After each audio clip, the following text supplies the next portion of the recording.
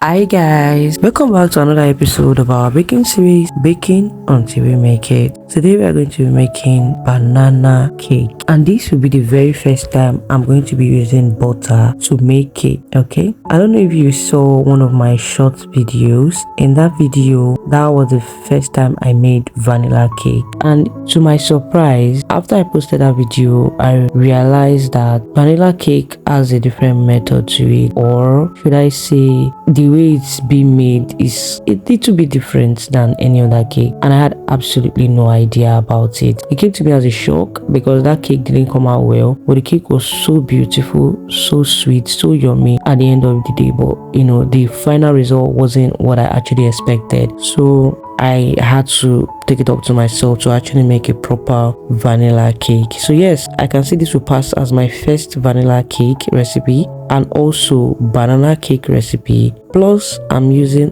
butter. Okay, so now the first thing I did, I break 3 eggs and 1 evaporated milk. I'm just going to whisk that and set it aside. Next, I'm going to be using 250 grams of butter and half cup of sugar. So I'm going to be mixing this butter. I whisked this butter so much that it changed its color and it also became very fluffy. After doing that, as my butter changed color, next I have this banana, this sweet banana. In Nigeria we call it Igbo banana. I think it's the sweetest form of banana that I have tasted. I don't know if there are other ones out there, but this one is the sweetest. So yeah, I just mashed that up with my whisker and I also added it into my mixture. So next I'm going to go in with baking powder. So I use half tablespoon of baking powder and half teaspoon of baking soda. The next I went in with half tablespoon of vanilla extract and I also went in with vinegar. So I whisked that up together just a little bit. Then I went in with 2.5 cups of flour and I'm just going to sieve that into this mixture. So after sieving it, now here is where I need to be very careful. I was just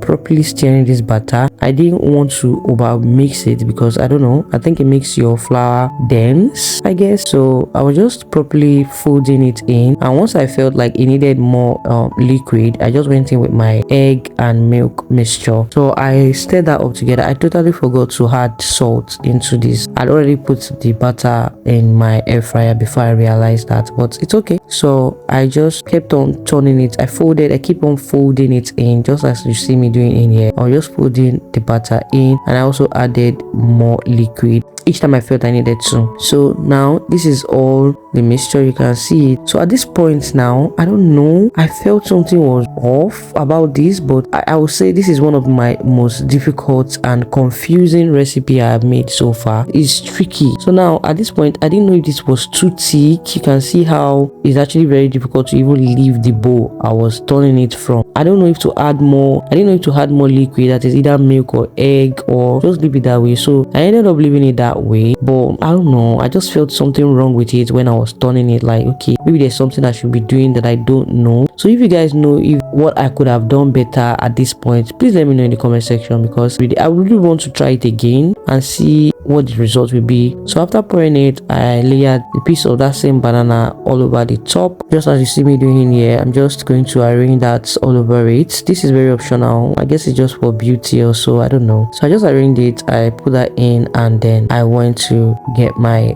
air fryer prepared. So I popped this into my air fryer and I set it for 120 degree for 25 minutes. So this is the result I got after that. It's not even cooked, it doesn't even look like it was boiling at all. So I increased the heat to 140 degree for another 25 minutes, and this is the result I got. But this one also didn't cook properly, though it was beginning to brown, but it was still wet in the middle, as you can see. So I increased the heat one last time to 160 degree, and this time it got cooked. So I just take that off the heat.